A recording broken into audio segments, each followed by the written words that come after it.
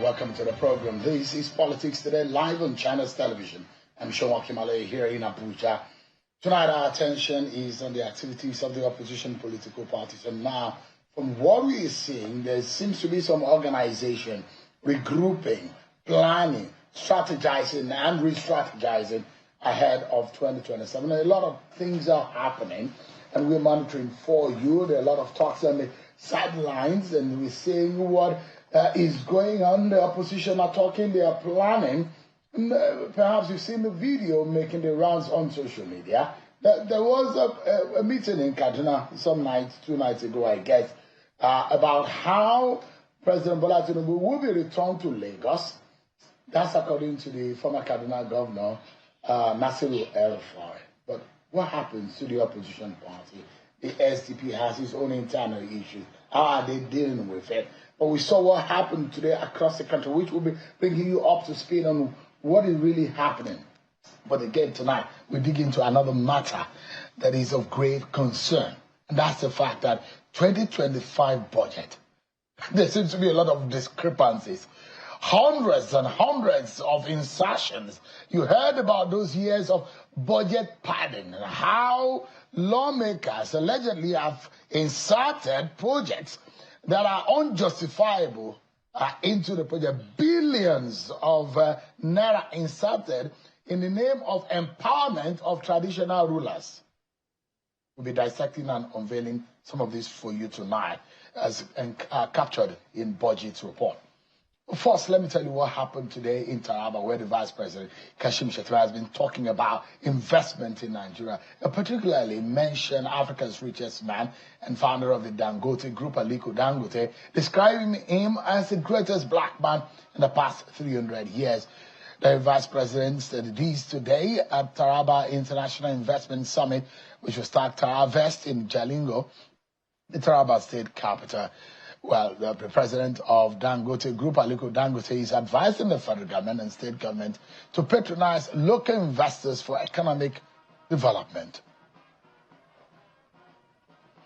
In Abuja here, now we're seeing that some of the very viral videos and pictures of some duplexes, hundreds of them, that have been alleged to be proceeds of crime, have now been handed over to the federal government. So the Minister of Housing and Urban Development, Hamed Dangiwa, and the Chairman of the Economic and Financial Crimes Commission, Mr. Ola Olukoyede, today jointly inspected a confiscated 753 units of housing estate comprising of 753 units previously owned by former Central Bank Governor Godwin Emefiele. The estate located in Abuja was recovered by the EFCC and officially handed over to the Federal Ministry of Housing and Urban Development in line with a directive from President Bola Tinubu.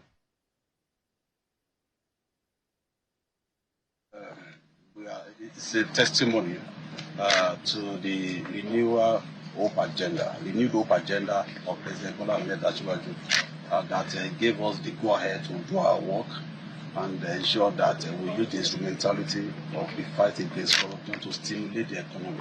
And I believe this will add value to our economy by doing it. It's also, give opportunity to Nigeria hard work to own the property. By the time we are through with this, like the Honorable Minister said yesterday, through a transparent and accountable process. Today we are taking possession of this estate today, and we will commence our own work, especially to the integrity test of the structure that are standing here to confirm their own structural stability.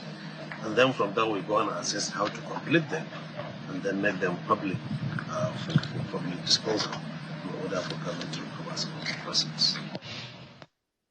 All right, that's at 753. I'm very sure that a lot of Abuja residents will be looking forward to how much will this cost, where is it located, how can they get one, what is the procedure.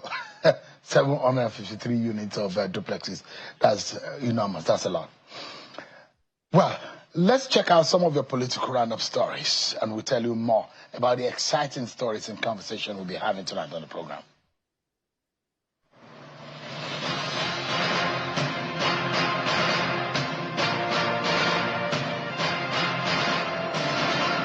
The The governor of Oyo State, Seyi Makinde, has appealed to members of the People's Democratic Party not to be discouraged by the recent cases of defection from the party, as the PDP remains the only party with strong institutions in Nigeria. The governor, who gave the charge at the official inauguration of the newly elected Southwest PDP zonal executives, which was attended by some prominent members of the party, including the governor of Osun State in Ibadan, says politicians won't necessarily determine the trajectory of the 2027 presidential elections, but hungry Nigerians. So hold on to your party, and I will repeat again, 2027 is not going to be APC versus PDP.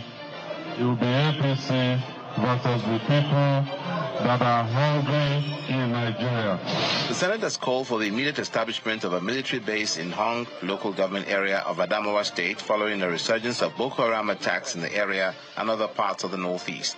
The resolution came during plenary today in a matter of urgent national importance, after lawmakers debated a motion highlighting the rising insecurity in Hong and Gombe local government areas, where multiple coordinated attacks by Boko Haram insurgents have left dozens of people dead and thousands displaced. The Senate has passed for second reading a bill that seeks to regulate informal employment and authorize the licensing of private job agencies to protect the rights of informal workers. The bill, titled the Informal Sector Private Employment Agencies Regulation Bill 2025, the proposed legislation is sponsored by Senator Mohammed Sani Musa. The bill aims to formalize employment in the informal sector, which includes domestic workers, apprentices, interns, and other unregulated jobs, while granting regulatory powers to the National Directorate of Employment, the NDE. Today also, the Senate raised alarm over the growing use of dangerous chemicals, particularly calcium carbide, by fruit vendors to artificially ripen fruits, resolving to amend existing laws to criminalize such practices. Describing the use of hazardous substances for fruit ripening as a major public health threat to consumers across the country, the lawmakers call for more investigation into the ugly practice. The move followed a motion sponsored by Senator Anthony Okoriani, Ebonyi South, who called for urgent intervention from relevant regulatory agencies. In the House of Representatives, lawmakers are calling for the immediate implementation of all approved pension increments. This followed a motion on the need to address the non-payment of pension increment and withholding of approved palliatives by the government. The House is further urging the Federal Ministry of Finance to release all withheld palliative measures and ensure timely disbursement to alleviate the suffering of pensioners. The Department of State Services has distanced itself from the controversial arrest of the leader of the indigenous people of Biafra, Nnamdi Kanu, in Kenya, insisting its operations are limited strictly to Nigeria's territorial borders. This emerged during the cross-examination of a prosecution witness and intelligence officer from the service. Just before the commencement of the cross-examination, the trial judge warned against live streaming of court proceedings and the negative use of social media in the trial.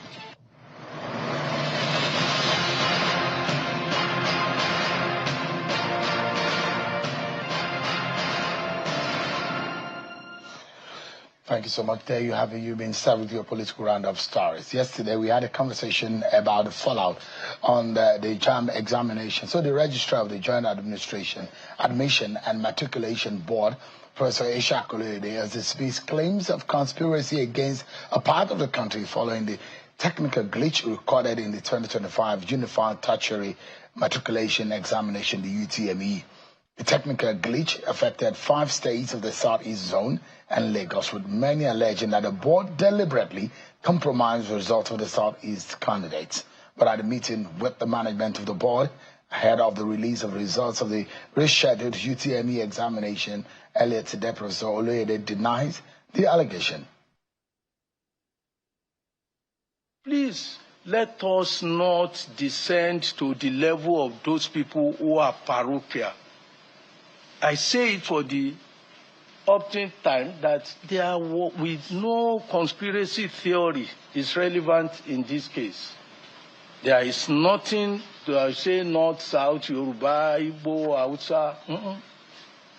Something happened, but people have been doing something well for years, and something just went wrong. I would not throw them under the bus. No.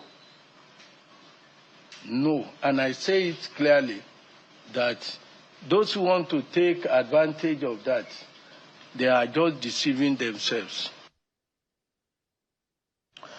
All right, then. Tonight, our attention is opposition party. coalition talks 2027 and governance in Nigeria. First conversation we'll be having tonight. Focus probably will be on the SDP. It looks that it's one party there, a lot of politicians, either the aggrieved one or the ones that are unhappy or the ones that have some grievance against those who are in government. They've moved into it. Well, what popular of them is former governor of Kaduna State, Nasir El-Rufai.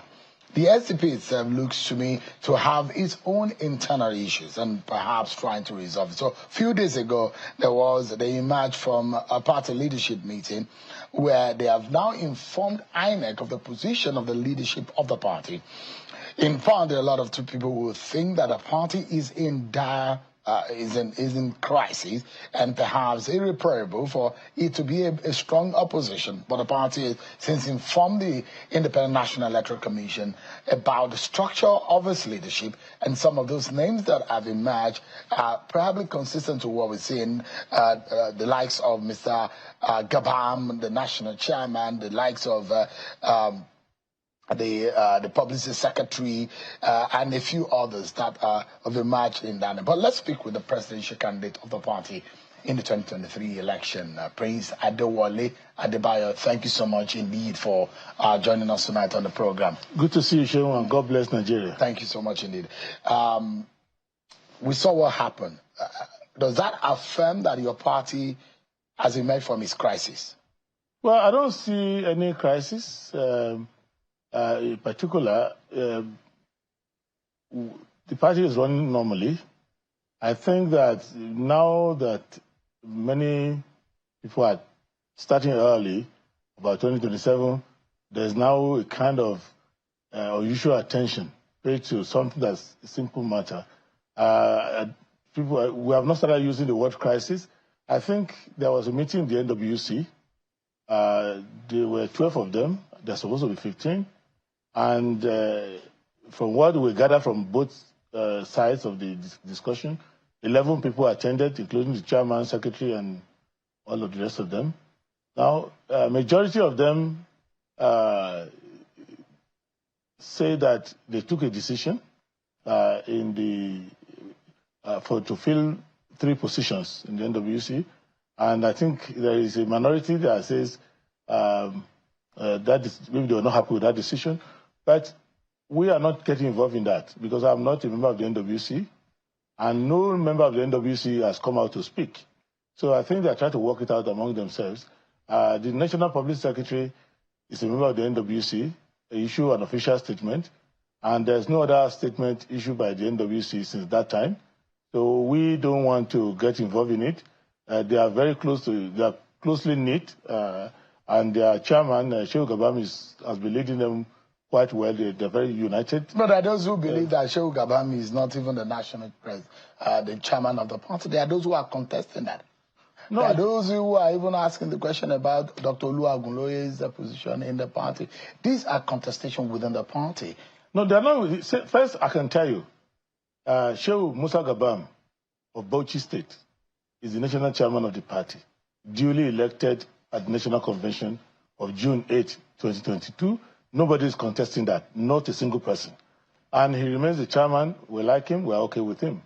Dr. Oluwagunloye emerged from the same election. He was our national chairman before, and we adore him because he was our national chairman and he stepped down to become national secretary out of humility in order to balance the candidature and the party leadership.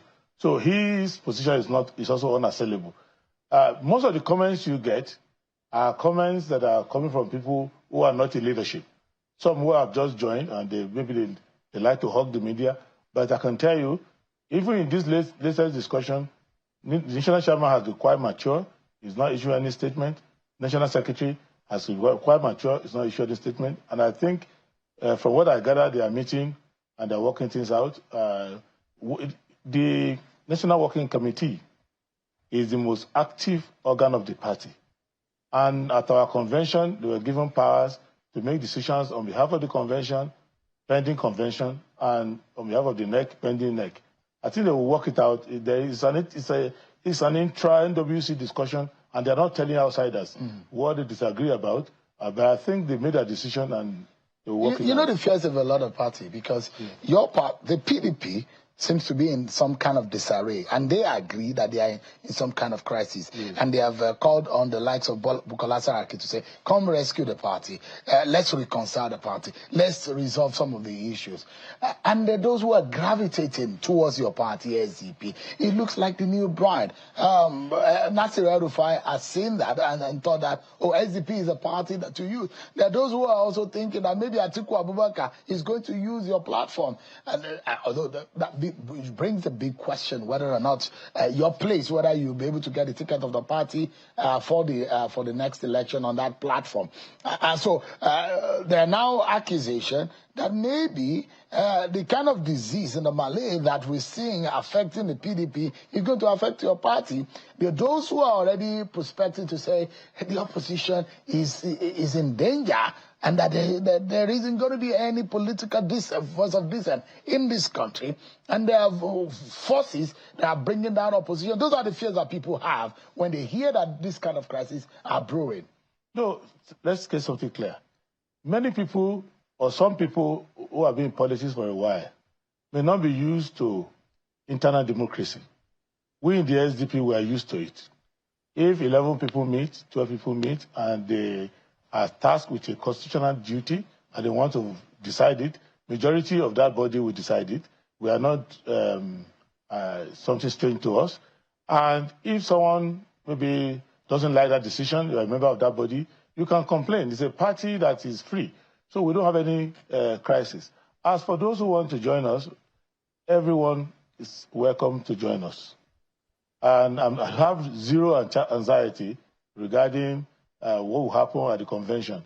I intend to run, and I believe that the party will choose the best of whoever contests at that time. So I'm not personally worried about that. But I don't want you to assume that what is happening in PDP or elsewhere is happening to us. We are a democratic party. We don't have like a godfather. PDP is People's Democratic Party. Are they not democratic? They left the people behind, and they are not democratic at all. That's why they are in this trouble. There's more of a People's Gubernatorial Party, because governors control them. In the SDP, members are equal. When you go to NWC, national chairman and the national secretary or other person, they are equal members. When you go to NEC... Maybe because you are not in power. But we're in power in some places where we are responsible about it. But power is not in one person. Power is in the constitution of the party. So I don't dabble into party affairs because I am not a party functionary. I'm just a member, a leader in the party, and a member who has his own ambitions and aspirations. However, I just want to assure the public and those who genuinely want to join us that we are used to this democratic system of decision-making. So if you have 11 NWC members decide an issue, 7 voted one way, 4 or 3 voted the other way, that doesn't mean a crisis. And the people are still coming to work. They're working together. They go to each other's houses to have dinner. What is the back channel forces? There are those who feel that SDP could follow the same fate. I can tell you that it's impossible. The party is highly united. The people are enlightened. And the interest of the public is what governs all of us. I know Shehu Gaban very well. He loves the party. Cannot be compromised. No. He loves the party. And Dr. Aguilar has spent almost all his retirement life, which he have used to enjoy his life, after being road safety corps marshal general, after being minister many times, e-governance and many things, university lecturer. He should have been in Ibadan or Ondo State somewhere enjoying, or overseas.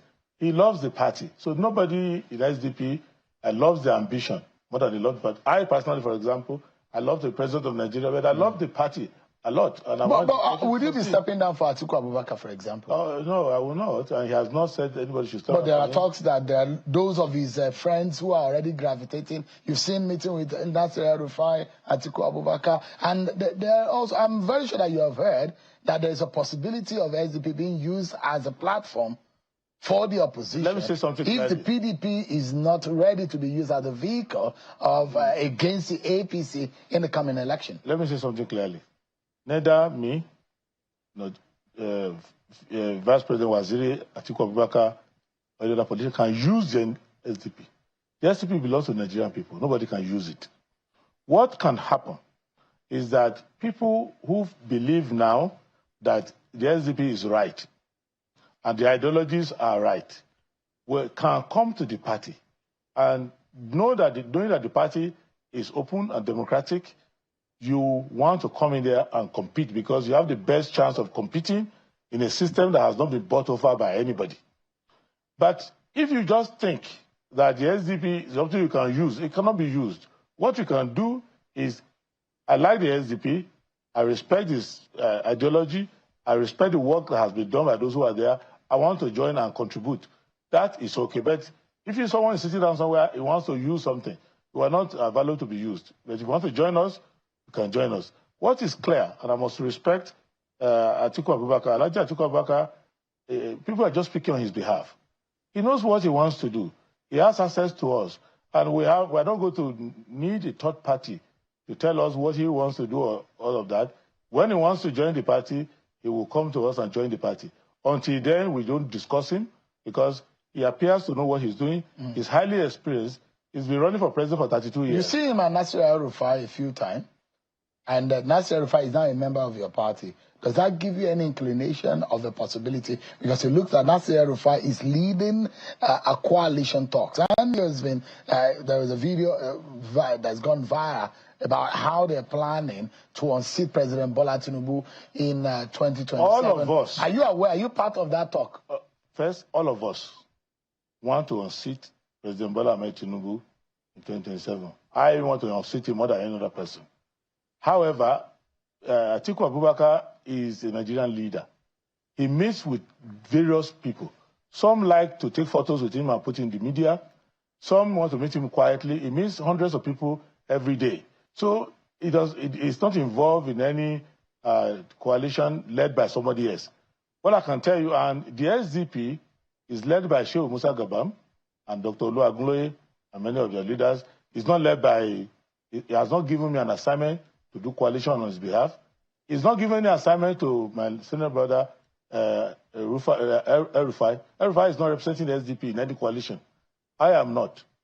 The SDP... Is SDP going into a coalition? SDP is waiting, is expressing its own understanding of how best to come together and remove this pestilence called the APC and non-performing president called Bola Ahmed Tinubu. SDP has its own plans. And we are looking at various options. And we realize that at the end of the option, you will need a political party that is viable. So we are doing house. Is it not the reason why they are thinking of, maybe they don't think that you have what it takes to defeat a Bola Tinubu and the APC? Maybe that's the reason why they are thinking, let's use the SDP, or let's come into the SDP, let's form a coalition. If they approach you, because the belief that Adewole Adebayo may not be a match for Bola Tinubu. I don't know about that. Let the Nigerian voters tell me that. But all I can tell you is that President Bola Ahmed Tinubu is not a match for the Nigerian people. So let us focus. Are you a match for him? If I'm back with Nigerian people, of course, we will be defeated. Do you think you are better than him? You have better ideas than Bola Tinubu of the APC? Well, you can compare our ideas, what I said during the campaign and what he said during the campaign. Compare the two, you will realize that it's the idea. But you don't think that he's on a good trajectory leading this country in the path? He's on a good trajectory to losing the election and going back to wherever originally he came from, Lagos, and mind his business, because we have given him 2 years to put his acts together. We give him all the suggestions, all the cooperation. We have allowed him to experiment with some things that no government will get away with in the past. And he has 2 more years to put his act in order. I pray for him. I wish him well. But the way he's going, he needs more than prayers. The PDP has said, Senator Abba Amoro said, if the PDP is going into a coalition, the PDP has to lead it. Will the SDP and yourself go into a coalition the PDP is leading? That is a question that Shehu Gabam can answer. That's a question that Dr. Olu Agunloye can answer. But what I know from interacting with the party leadership, party membership, the SDP is too different from the PDP for us to be led by PDP.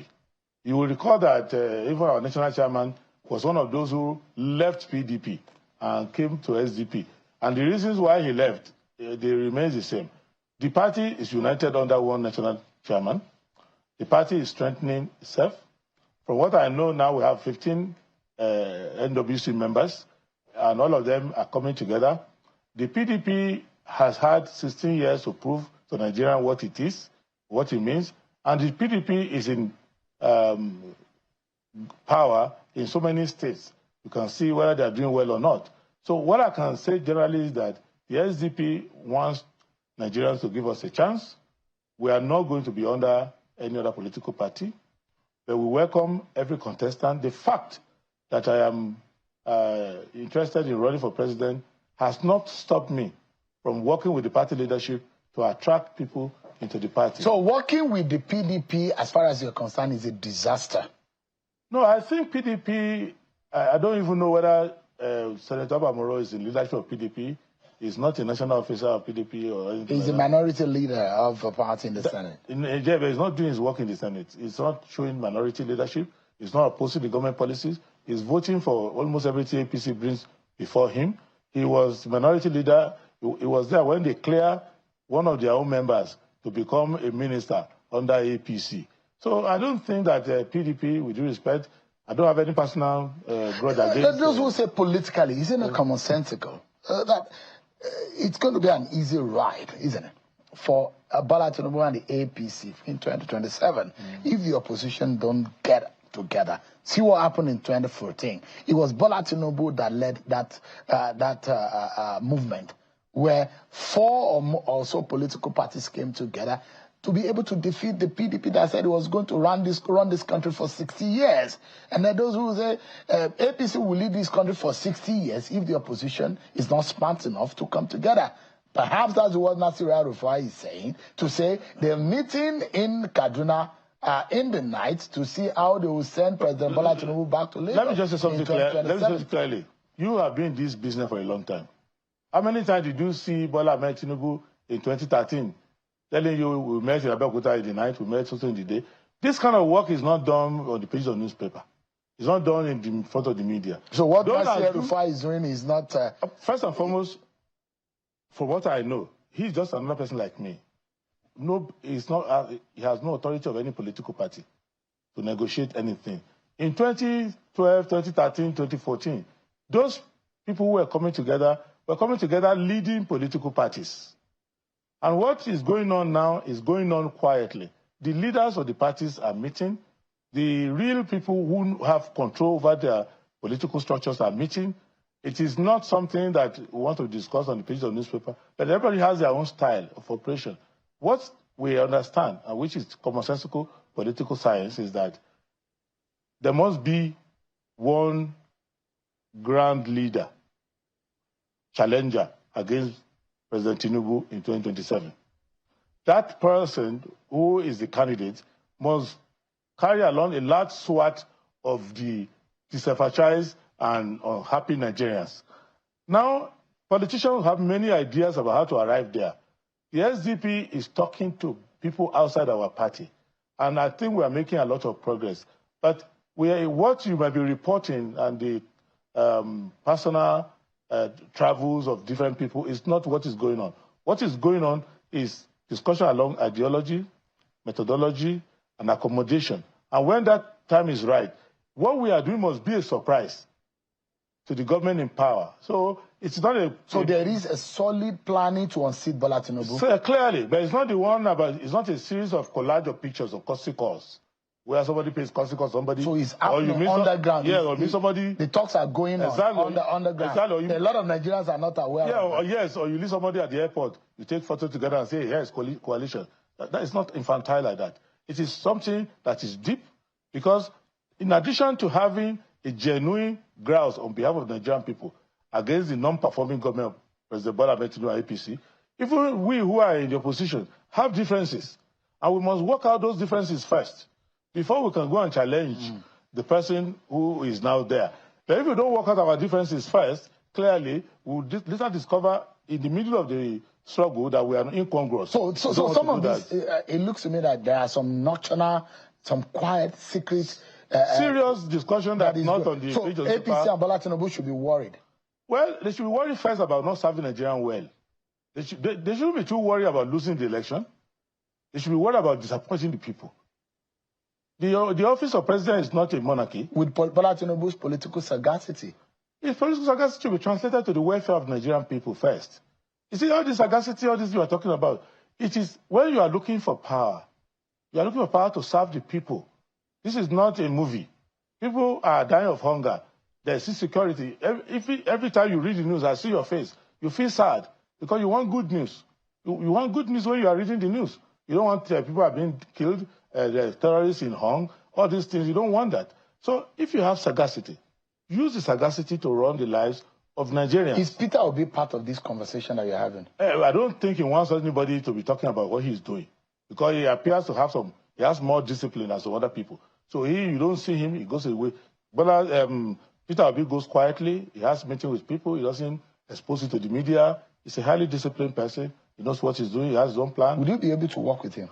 I'm working with anybody who loves Nigeria. Would you be able to step down for Peter? No, he has not asked me to step down for him. Would for you? Me, for the interest of Nigeria? Maybe because you should ask him if he wants to step down for me or if I step down for him. That will come later. But from what I see, I like what he's doing. He hasn't said he doesn't like what I'm doing. He's serious-minded. He's having meaningful discussion, quiet discussion, honorable discussion. Not that I have a discussion with you and I go on TikTok and start putting in there and then say, oh, who is this person? Whatever you are saying now, yes. The defections are saying something different. Which is that? If you're saying that the APC and Bola Tinubu government has failed or have failed Nigerians, yes. But there are a lot of people who are moving into the APC from the PDP and some other Labour Party. They are moving into the APC.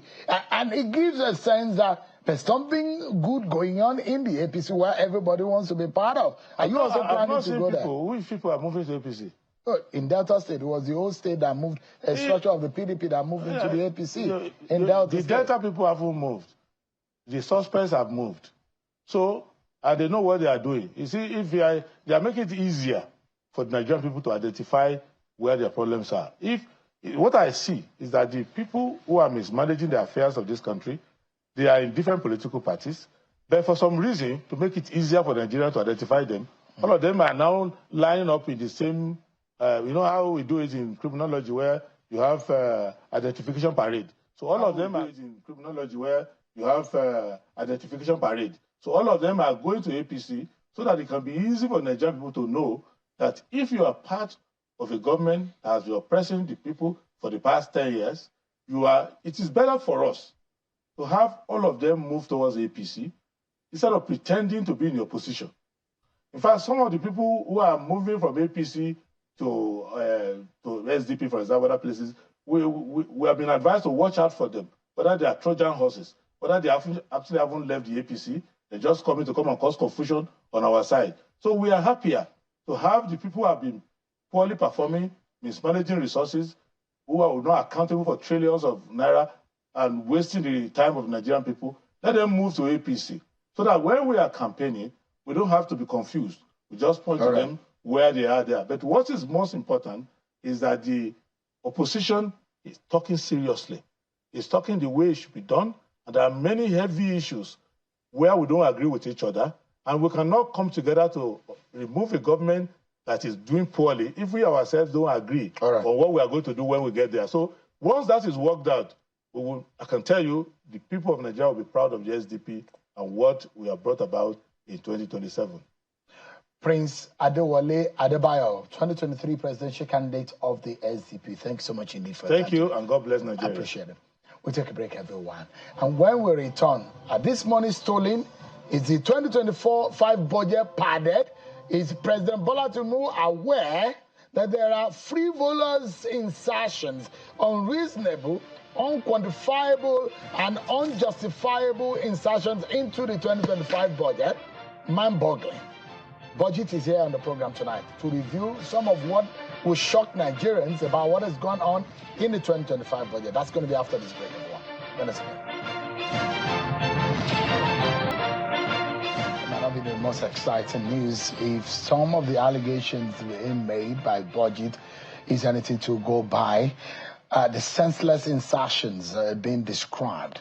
Budget, a civic tech organization promoting budget transparency and accountability in Nigeria and other African countries, have come out with a report on the 2025 budget after scrutinizing it. And they said they've uncovered about 11,122 projects worth 6.93 trillion naira that were inserted by the National Assembly into the 2025 national budget. The figure, according to the 18-page report released by the organization yesterday, represent about 12.5% of the 54.99 trillion naira budget signed into law by President Bola Ahmed Tinubu. A few of those issues that bothers the mind is the allocation of empowerment to traditional rulers, projects that have been pushed into the Ministry of Agri that don't have a place in that ministry or relevance to that ministry, and many more. I'm being joined by a co-founder and the country director of budget, Mr. Gabriel Okeowo, who is live for us in our Lagos studio. Thank you so much, Mr. Okeowo, for joining us tonight. This is not the first time we are hearing about this insertion. It happens almost, we hear about it almost every budget. And the very popular budget padding seems to have found its way again. National Assembly lawmakers will tell you that there is nothing like budget padding. In fact, we understand that there is an understanding between the executive and the National Assembly of the project that should go to different lawmakers, each and every one of them. But what have you discovered? Is there any discrepancy that you have discovered in this 2025 budget? Thank you very much, Shil, and my pleasure to be on the program this evening. And I mean, it is expected, and this is not new. I'm sure it is not new to those in government because this is our work, is a mandate for us as an organization. One of the our mandates is to analyze the budget of government, both at the federal, state level, and very soon we begin to beam our searchlight into local government as they become empowered and they become autonomous, as it has been, proposed, or the judgment that was last year delivered by the Supreme Court. And so in the past years, I mean, over 10 years now, every year we have always analyzed the budget of the federal government in this case. And every year, I mean, when we talk about analysis, it is that you are looking at the quality of what has gone or what is in this document, because by its definition, a budget should be a statement of planning. It should be a planning document, right? And by design, the executive is meant to prepare the budget, and that budget as an appropriation bill will be, presented to the National Assembly. And then constitutionally, the National Assembly has the right to then revise the budget because the National Assembly are the representative of the people, right? So when the National Assembly sits on this budget, it is expected that every one of us Nigerians, because it is our representatives, right, that are in the National Assembly that are looking at this budget, ensuring that this budget serve the people. This budget is the budget of the people and not the budget of the few elites or the few that are in government, right? But over the years, what we have always seen is a huge discrepancies between what goes to National Assembly as an appropriation bill and what comes out of National Assembly as a version that is passed by the House for the President to assent to. And this is not the first time that we are going to be identifying frivolous items, that we are going to be identifying, it is okay by virtue of the constitutional power that the National Assembly has, which we think that if we are going to move forward in Nigeria, that's part of our constitution needs to be looked into. But by virtue of that power, for them to look at the budget, review the budget, it means that they have the right to add to it or take from it or, adjust it. However, our concern is how much should this review be? in a situation where we have new insertions that is amounting to over 11,000. And I mean, this year's own is alarming because we have moved from, in 2021, we had, identified about 5,000 plus insertions in the budget. In 2022, it was 6,000. In 2024, it was 7,000. And then in 2025, we are talking about 11,000 new insertions. Then we want to ask ourselves, what did the executive, presented in the first place? If the legislatures that are not, they are not expected to have the technical expertise to come up with budgets, right? And now making new insertions of over 11,000 lines, into the budget. That really is alarming. It is the highest in the recent time that calls for attention. And we're really hoping that let's break it down, Mr. Okewo. Just for a moment. Let's break it down.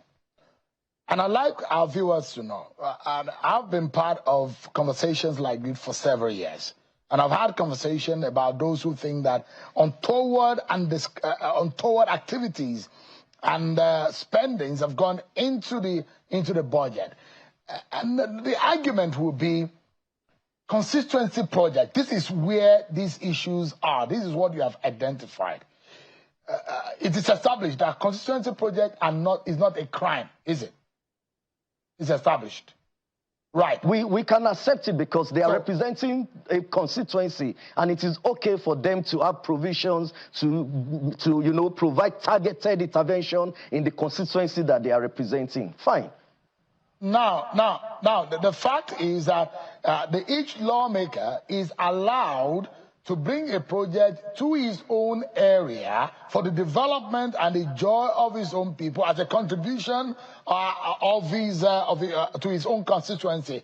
That is the intention and the sensibility of a constituency project. However, what worries you as an organization in that report is the manner in which some of these projects have gone. In 2024, 2023 budget, for example, Oji River has become a very popular ground for example, when you put street lights into a ministry of agriculture, if you put classroom building into Ministry of Agriculture, that is what worries you.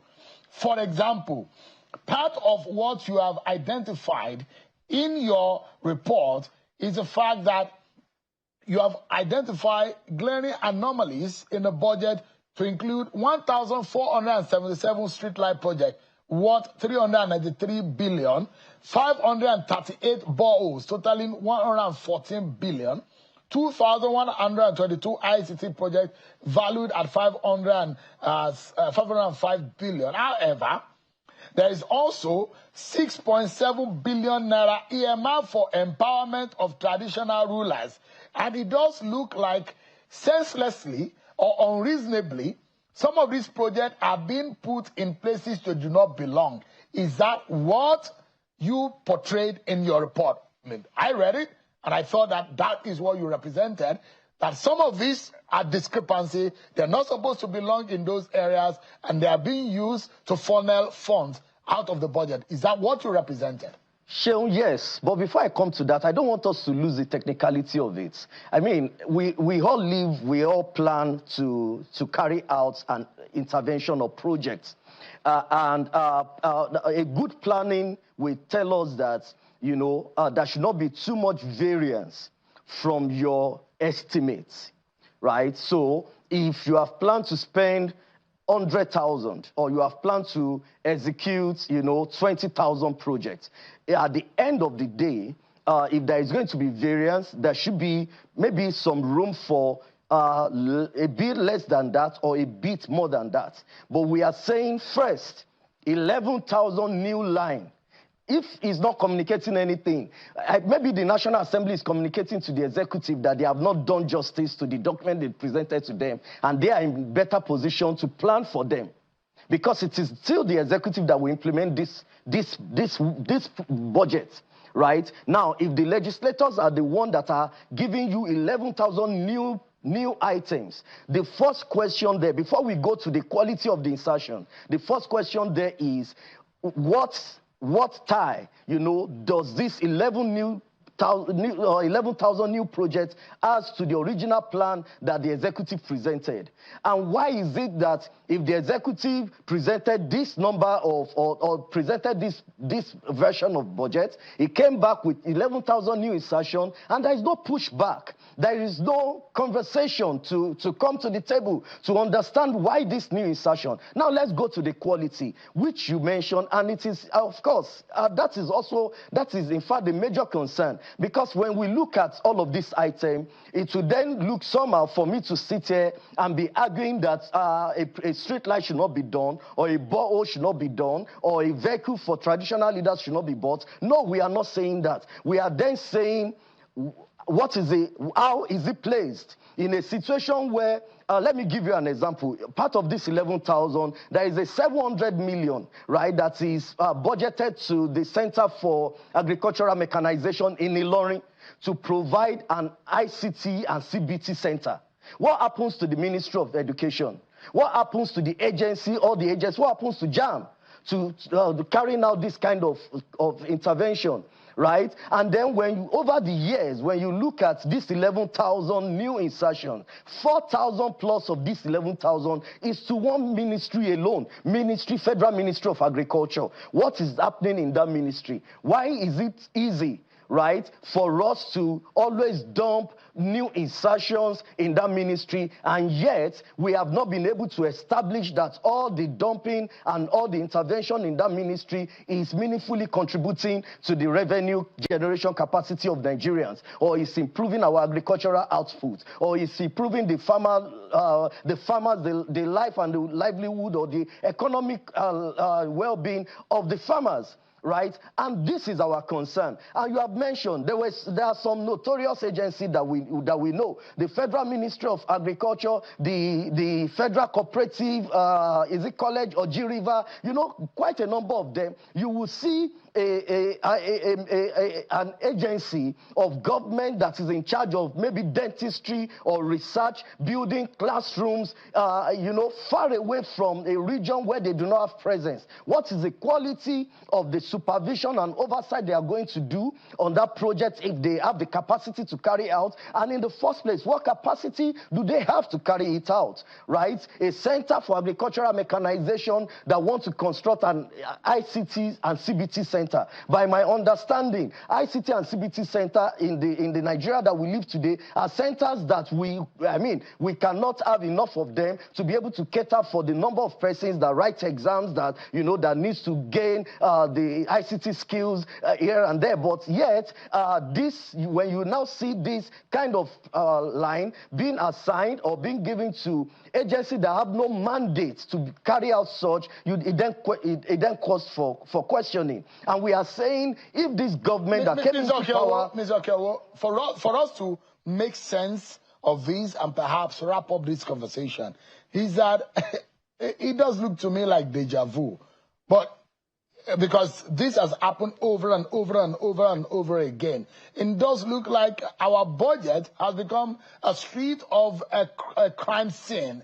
And every time we see this happening, and it goes on, and nobody is being held accountable when we see this frivolous, this unjustifiable, this senseless way in representation of the monies that belong to the Nigerian people, and lawmakers or whoever, that those who are involved, those go on as though the Nigerian people are dumb and don't know what they are doing. You are asking a big question here at budget, that the Attorney General of the Federation needs to come to it. What about the role of the Nigerian people? Where do we go from here? It does look like a crime scene, doesn't it?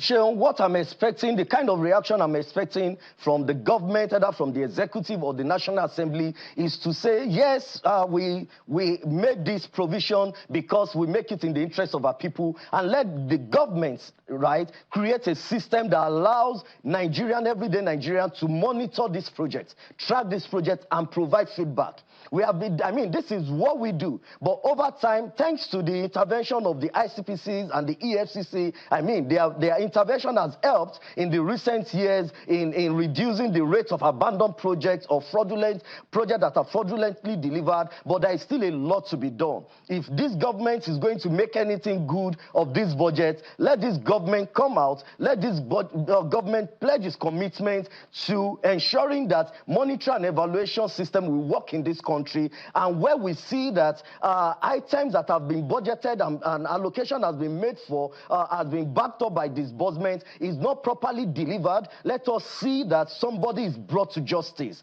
right? Let Nigerian money, let Nigerian resources work for the Nigerian people. This is the call from the Nigerian citizens this evening. All right. I mean, it's amazing, isn't it? The Federal Technical College, or G River, is now very notorious as a site for these frivolous and unjustifiable projects. And that place, those places need to protest those kind of things because they are now being notorious and being popular for that. What is the role of federal government budget in empowering, spending $6 billion or more in empowering traditional rulers? Is that not in the purview of state government and local government? And local governments. Exactly. Why do you make this country a joke? I mean, very interesting. You need to go and read that report. I'll see whether or not that report, we can make it available on China's television website so that everyone can see. And we need to have a response from the government to say what is going on. Is that right or wrong? Let's have an explanation on that. But thank you so much, Gabriel Okeowo, for your time tonight. Gabriel Okeowo is the country director of budget. Thanks so much indeed. And that's our show for tonight, everyone. Many thanks for watching. I'm Sean Okimale. God bless Nigeria.